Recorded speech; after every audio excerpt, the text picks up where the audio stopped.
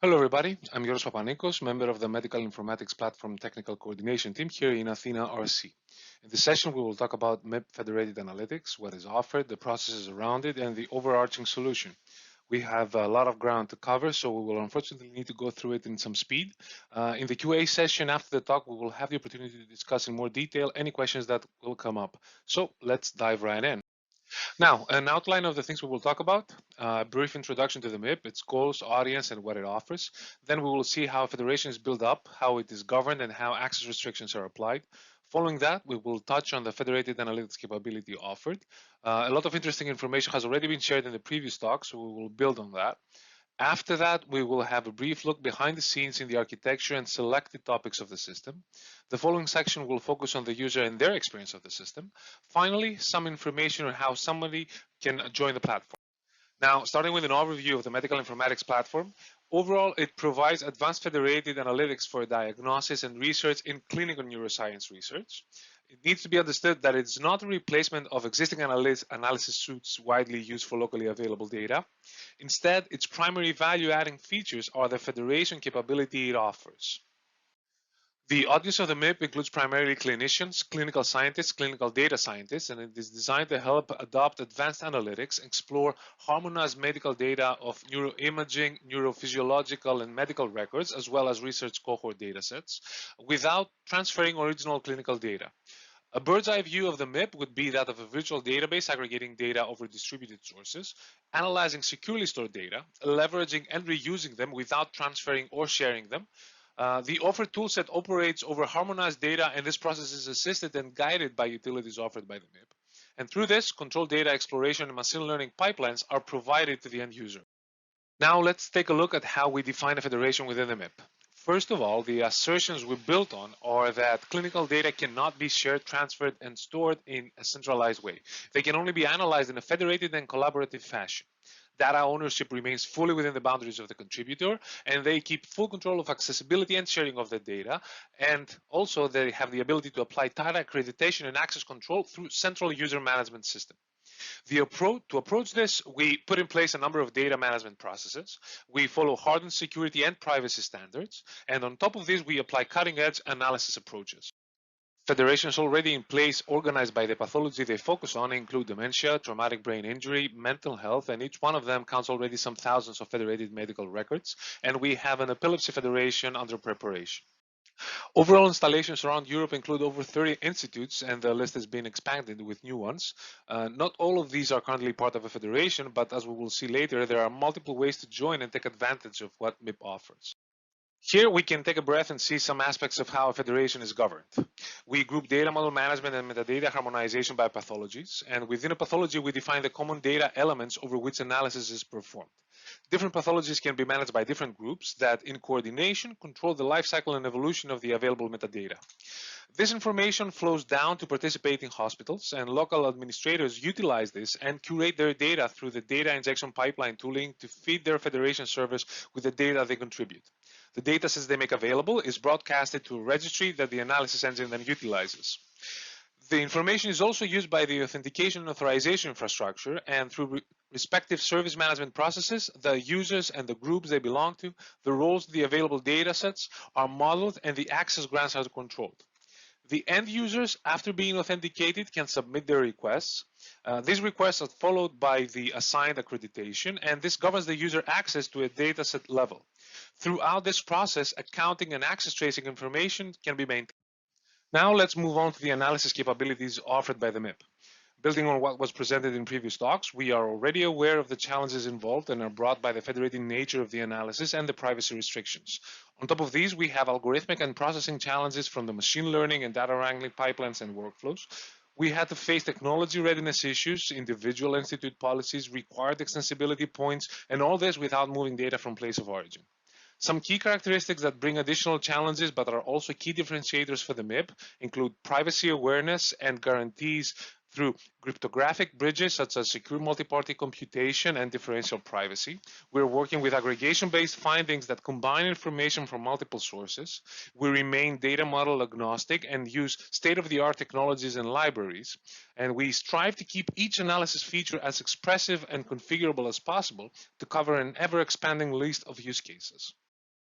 Not to overlap with previous talks, here we will only see some of the possible processing and analysis flows that already are supported or are in the process of being supported within the system. The main analysis paradigm followed is the local global execution, where local algorithm implementing modules are executed within the data ownership boundaries.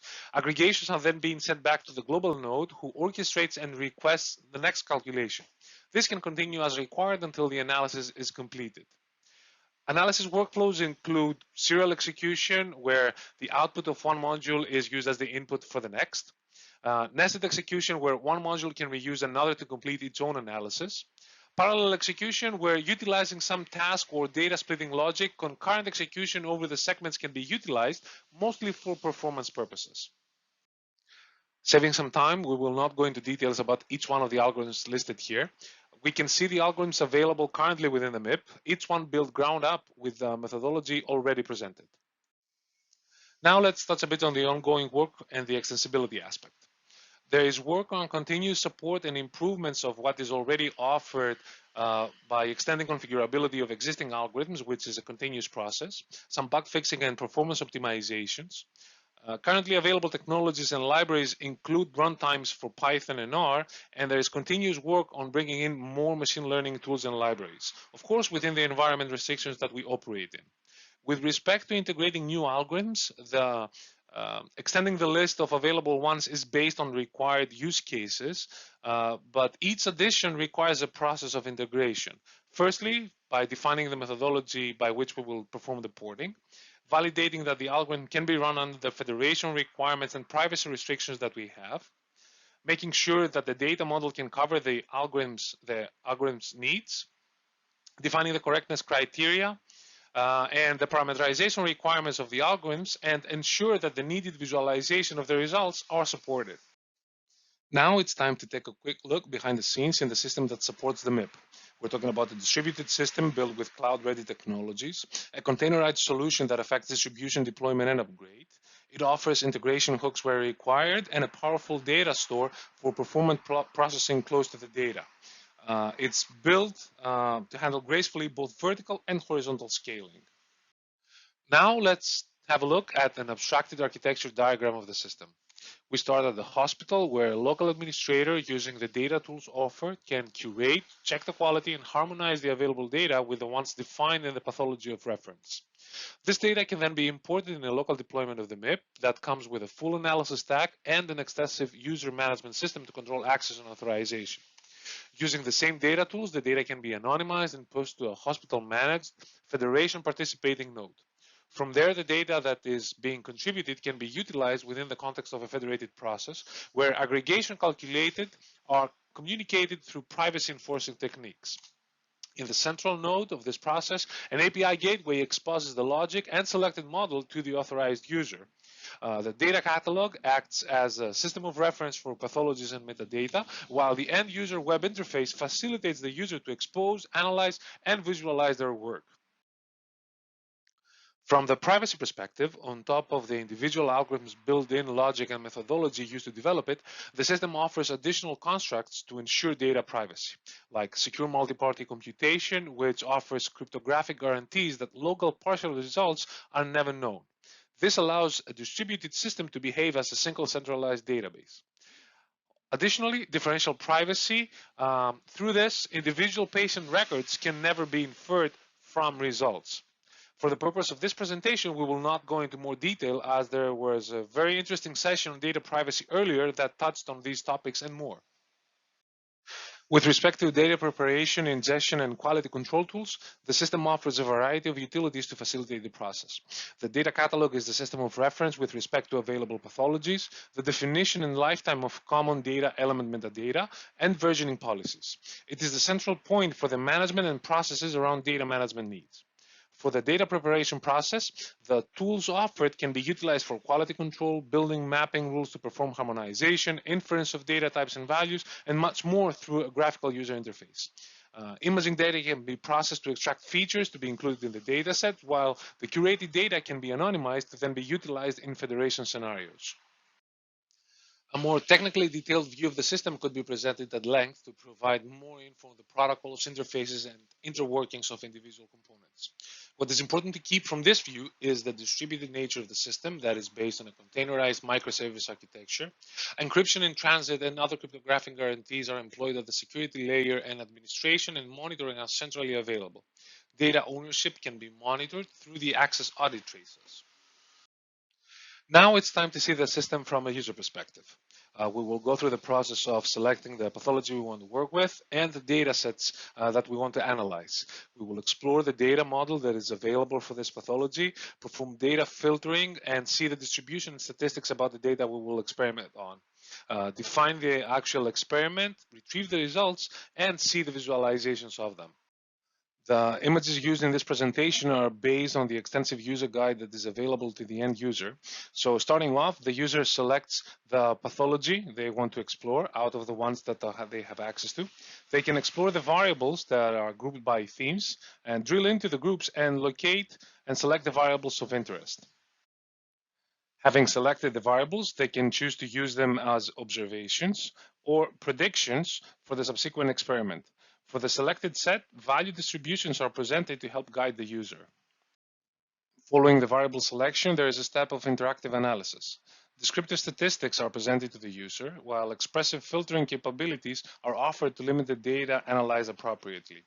Filter data summaries are presented, and the selections can be saved and reused. After having defined the data subset of interest, the algorithm to be used for the analysis is selected. Previous selections can drive the step with respect to algorithm availability and compatibility. The selected algorithm is parameterized as needed, and the configured experiment can then be saved to be reused and executed.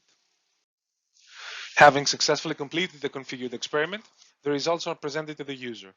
There are a number of different visualization options available, depending also on each algorithm output needs. Now we'll have a look at how somebody can join and use the MIP. The first step is to request access, so you will need to authenticate yourself to be given access to the eBrains infrastructure, which is centrally managed by eBrains. You will have to specify the desired authorization grants, so which pathology and dataset you would like access to, and all this through an email to the support team of eBrains. Access to the different federation is granted on a case-by-case basis, and it's only possible for fully accredited users. Participation to the MIP comes with multiple flavors. The baseline is to participate by becoming a partner in an established federation on a specific pathology and include your data. The next level would be to define a new data model, lead the federated analysis with all or some of the partners in the federation that you participate in, while the next level will be to be the first and define a new federation and data model. You will be able to conduct federated analysis on data available in your consortium. To get acquainted with the MIP and as a first step into federated analysis, a public MIP instance is offered, which is managed by the MIP team, and it is available to all eBrains authenticated users. Data available in it are synthetic data sets created for epilepsy, dementia, abstract mental health, traumatic brain injury. It offers full workflows and of analysis, and it comes with training material to help the users get started.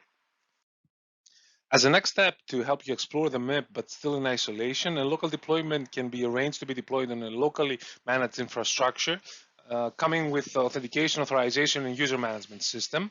Also, synthetic data sets will be available to get you started, but through this, you can process, harmonize, and load your own data. But still, only local analysis will be available. Concluding, I would like to thank you for participating in this session. I hope we managed to convey all the work put into MIP and its value for federated analysis, spotlighting some of the challenges and solutions we adopted. There is much more information for those who would like to know more, and we will be happy to answer any questions. Finally, I would like to apologize for the speed by which some of the topics were addressed, but hopefully the following Q&A session will give us the opportunity to address this in more detail. Thank you.